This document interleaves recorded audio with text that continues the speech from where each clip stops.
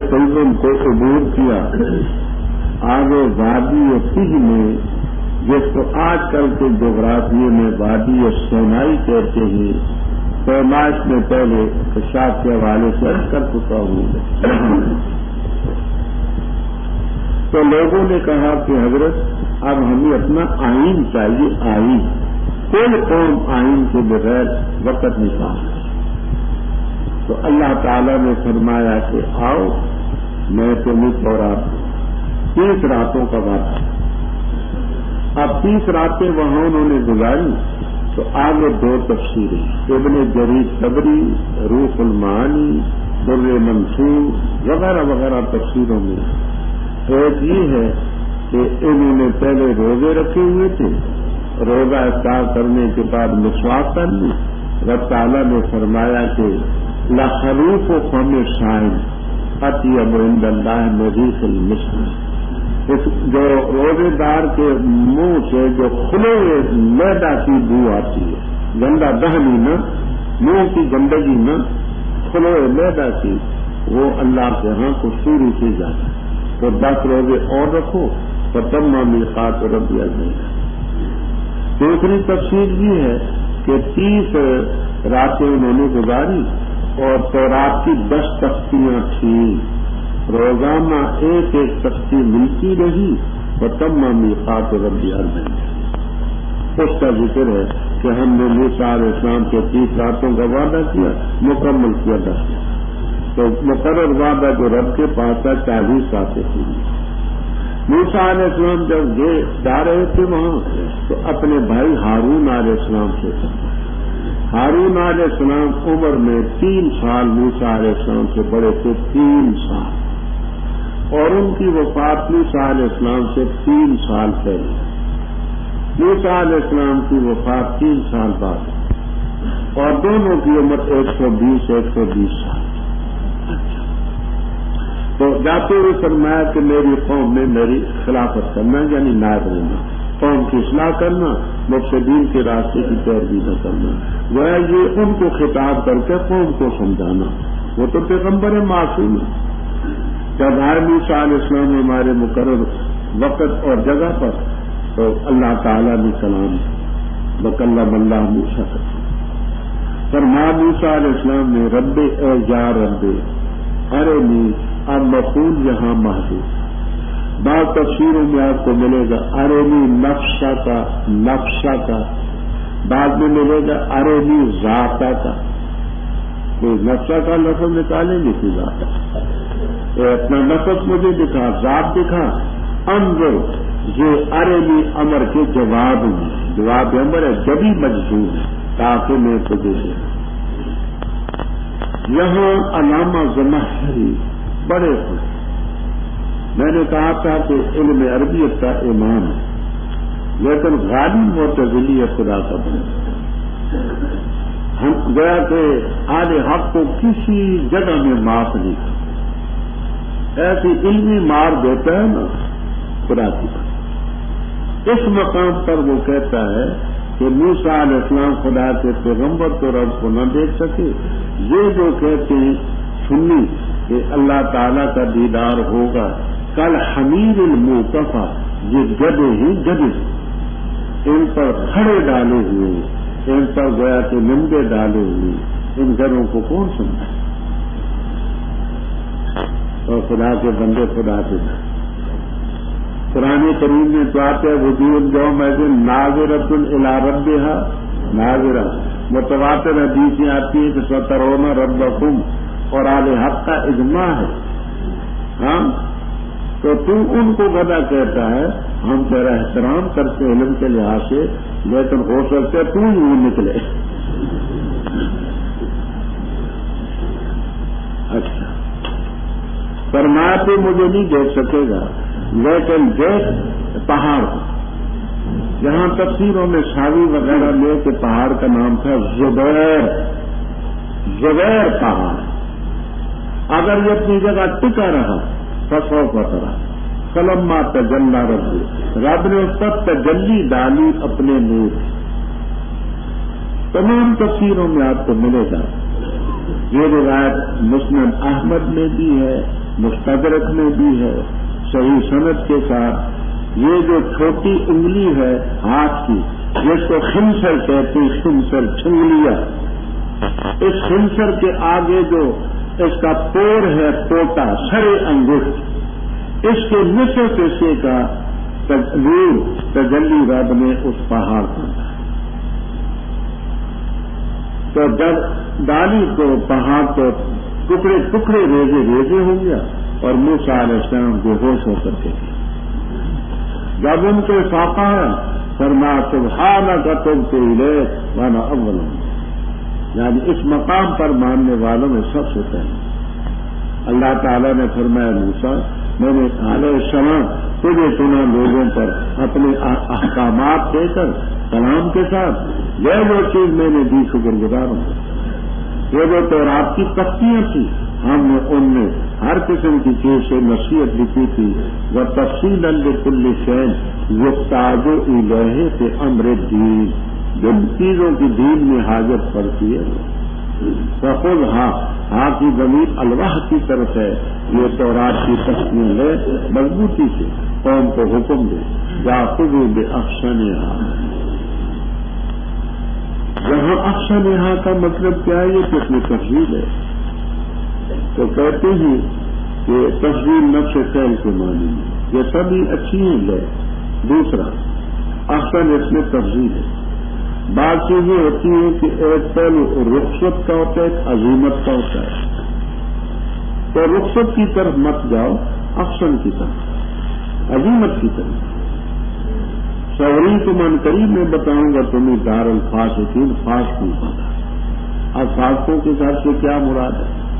تفسیر کبیر، واحد الرحمن، بیضاوی وغیرہ وغیرہ تفسیروں میں ایک یہ ہے کہ دار الفاسقین سے مراد ہے یہ مصر کا علاقہ جس میں یہ نافرمان فرعون حامان رہتے، یعنی یہ علاقہ تمہیں دیں گے ہم، ان کی حکمرانی تمہارے پاس۔ دوسری تفسیر دار الفاسقین سے وہ ارض مقدسہ مراد جہاں جبارین رہتے تھے، انا فیہا قوما جبارین، تو وہ علاقہ ہم تمہیں دیں گے، اس کی حکمرانی اقتدار تمہارے پاس۔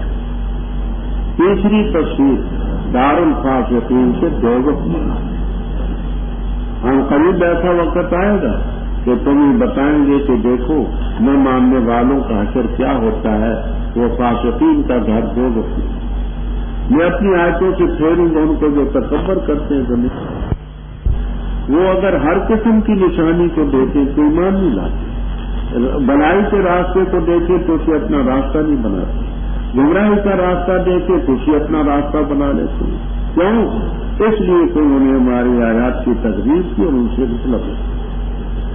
فرما جو ہماری آیتوں کے مکذب ہیں، آخرت کے مکذب ہیں، سب اکٹھا مال ہو، وہ جو صدقے خیرات وغیرہ کرتے سب اکارت ہیں، ان کو اسی چیز کا بدلہ دیا جائے گا جو کرتے ہیں۔ واتخذ قوم موسیٰ، اور بنا دیا موسیٰ علیہ السلام کی قوم نے ان کے بعد اپنے زیورات سے ہجلن بچھڑا، جسم کا جس کے لیے خوار بچھڑے کی آواز تھی، کیا نہیں دیکھا انہوں نے کہ بے شک وہ ہجل بھی ان سے کلام کر سکتا اور نہ ان کو ہدایت دے سکتے راستے کی، بنایا انہوں نے اس کو اچھے ظالم، ولما سقطت یدیہ، اور جب پشیمان ہوئی، اور دیکھو انہوں نے کہ بے شک وہ تحقیق سے بہت ہوئی، کہا انہوں نے البتہ اگر نہ رحم کیا ہم پر ہمارے رب نے اور نہ بخشا ہمیں تو البتہ ہو جائیں گے ہم خاسرین میں۔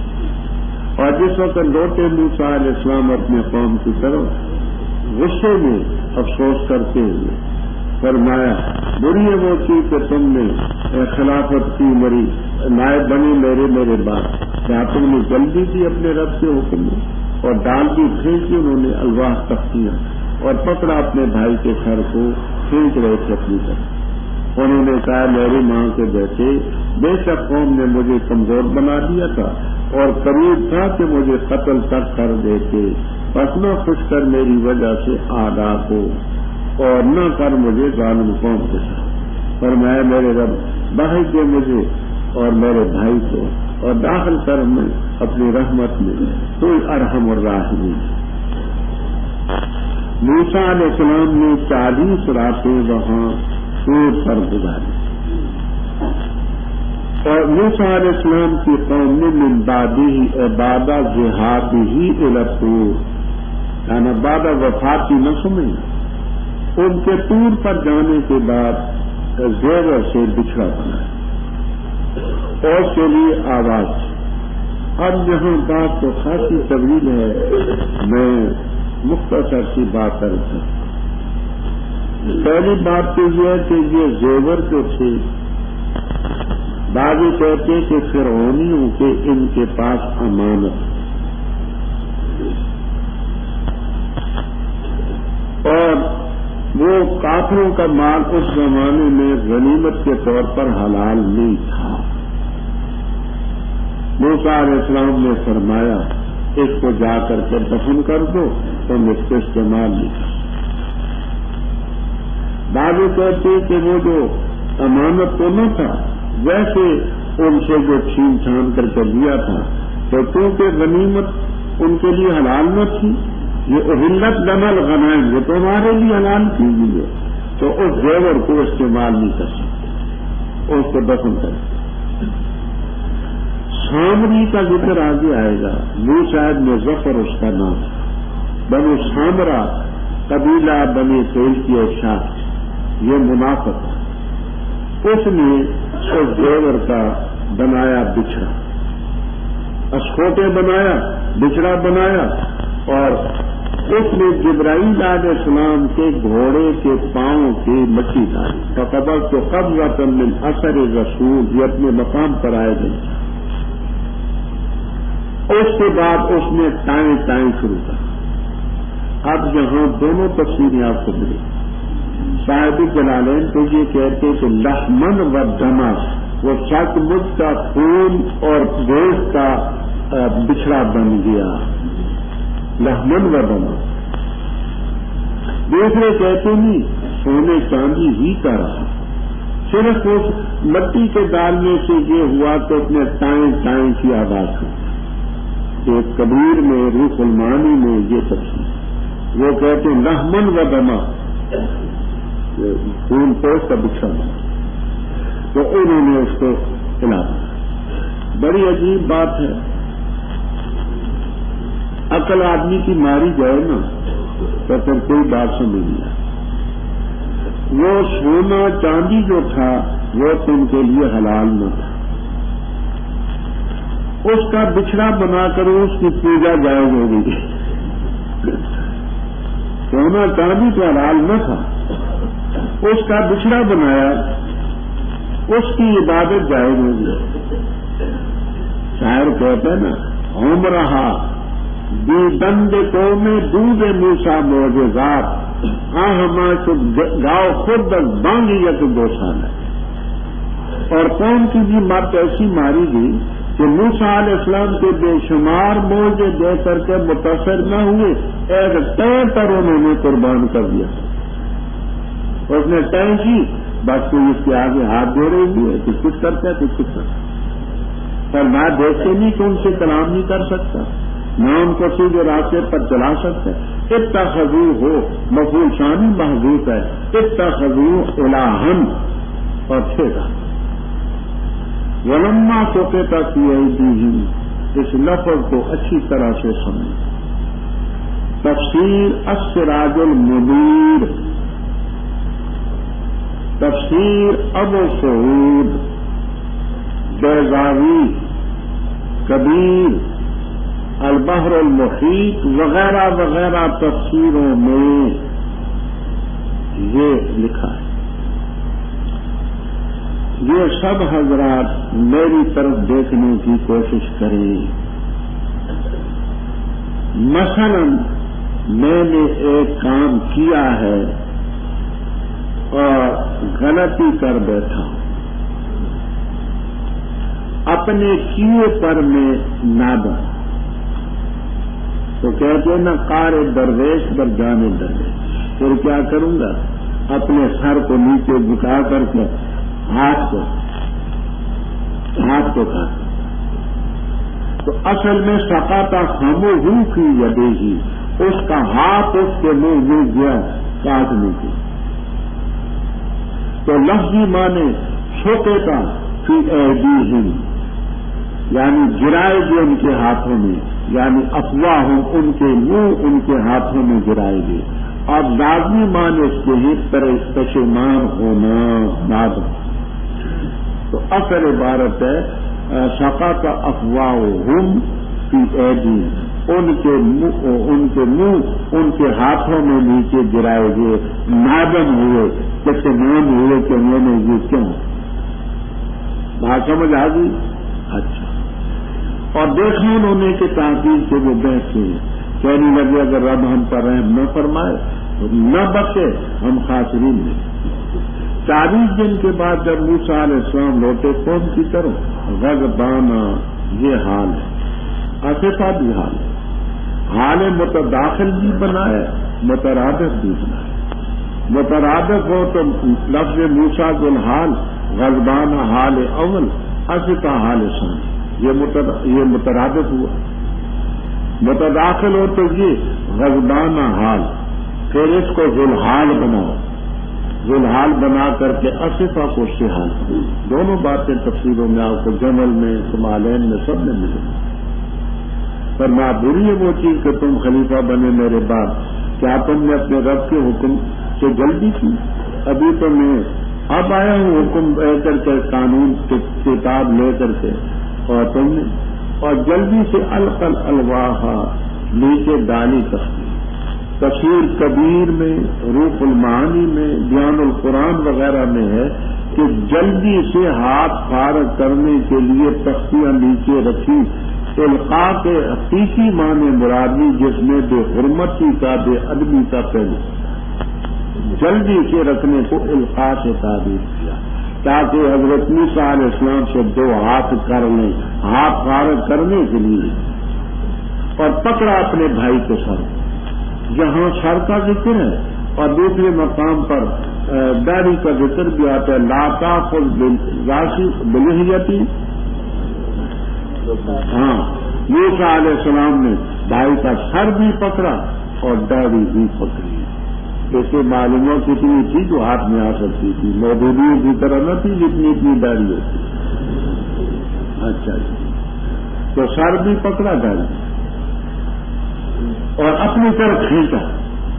حضرت موسیٰ علیہ السلام کو یہ وہم ہوا کہ یہ نرم مزاج حلیم الطبع، ان کے حلم اور نرمی سے لوگوں نے غلط فائدہ، یہ وہم، لیکن ان کی رائے درست نہیں.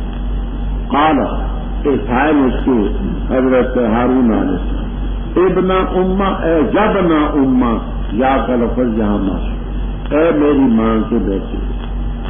جیسے ماں کے بیٹے ویسے باپ کے بیٹے تھی. باپ کا نام تھا عمران، والدہ کا نام اردو والے یوقادب لکھ دیتے ہیں، عربی والے یوحانب، یوحانب، اور بعض زال کے ساتھ بھی لکھ دیتے ہیں یوحانب رحمہ اللہ تعالی. یہ حضرت موسیٰ علیہ السلام کی والدہ کا نام. تو ماں کا اس لیے ذکر کیا کہ ماں میں شفقت زیادہ ہے. میرے ماں کے بیٹے، بے شک قوم نے مجھے کمزور بنا دیا تھا اور قریب تھا کہ مجھے قتل تک کر دے. میں نے اتنا حق بیان کیا کہ قابو یقتلون، تو لاپس میں نہ خوش کر میری وجہ سے دشمنوں.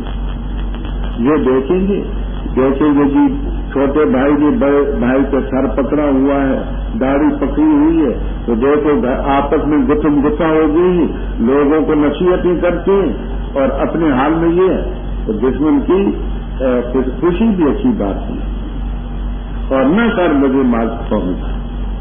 یہاں دیکھنا حضرت موسیٰ علیہ السلام کا مقصد نہ تو بڑے بھائی کی توہین ہے اور نہ پیغمبر کی توہین، بلکہ انہوں نے یہ سمجھا کہ خدا کی توحید بگڑی، شاید ان کی نرمی کا یہ نتیجہ. انہوں نے جب اپنی صفائی بیان کی کہ میں نے تو یہاں تک حق بیان کیا کہ قابو یقتلوننی، تو موسیٰ علیہ السلام مطمئن ہو گئے، فرمانے لگے رب اغفر لی اے پروردگار مجھے معاف کر دے، یہ میری لفظ ہے۔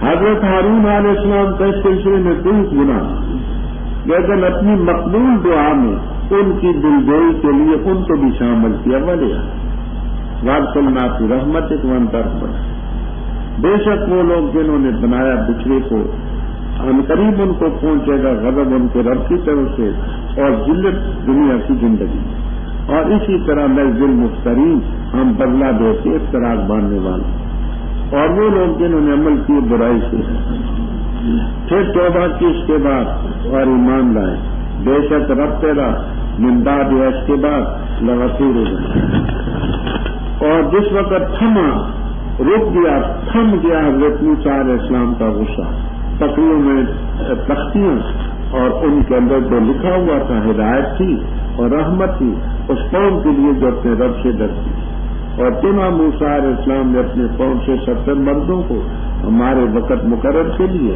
تاکہ جس وقت پکڑا ان کو رجفا زلزلے میں کہا ہے میرے رب اگر تو چاہتا ہلاک کرتا ان کو اس سے پہلے اور مجھے بھی، کیا تو ہلاک کرتا ہے اس کاروائی کی وجہ سے جو بے وقوف ہونی تھی ہم میں سے؟ نہیں ہے یہ مگر آزمائش تیری، بہتاتا ہے اس کے ذریعے جس کو تو چاہتا ہے اور ہدایت دیتا ہے جس کو چاہے، تو ہمارا آقا ہے پس بخش دے ہمیں ورحمنا وانت خیر الراحمین، اور لکھ ہماری اس دنیا کی زندگی میں حسنا راحت بھلائی اور آخرت میں کہ نہ ہدنا الیک بے شک ہم نے تیری طرف رجوع فرما عذاب میرا پہنچاؤں گا اس عذاب کو جس پر میں چاہوں گا، اور رحمت میری وسیع تھی بس بتاتی لکھوں گا میں اس کو ان لوگوں کے لیے جو ڈرتے ہیں اور دیتے ہیں زکات، اور وہ لوگ ہماری آیات پر ایمان لاتے ہیں، وہ لوگ جو پیروی کرتے ہیں رسول نبی امی کی، وہ جس کو پاتے لکھا وہ اپنے پاس تورات اور انجیل میں حکم کرتے ان کو بھلائی کا اور منع کرتے ان کو برائی سے، اور حلال کرتے ان کے لیے پاکیزہ چیزیں اور حرام کرتے ان پر خبائث چیزیں، اور اتارتے ان سے ان کے بوجھ اور تو وہ جو ان پر تھے، بس وہ لوگ جو ایمان لائے اس پر معاوضہ بھی ہو اور اس کی تعظیم کی اور مدد کی اس کی اور پیروی کی اس نور کی جو اس پر اتارا جو اس کے ساتھ وہ لوگ مل گئے۔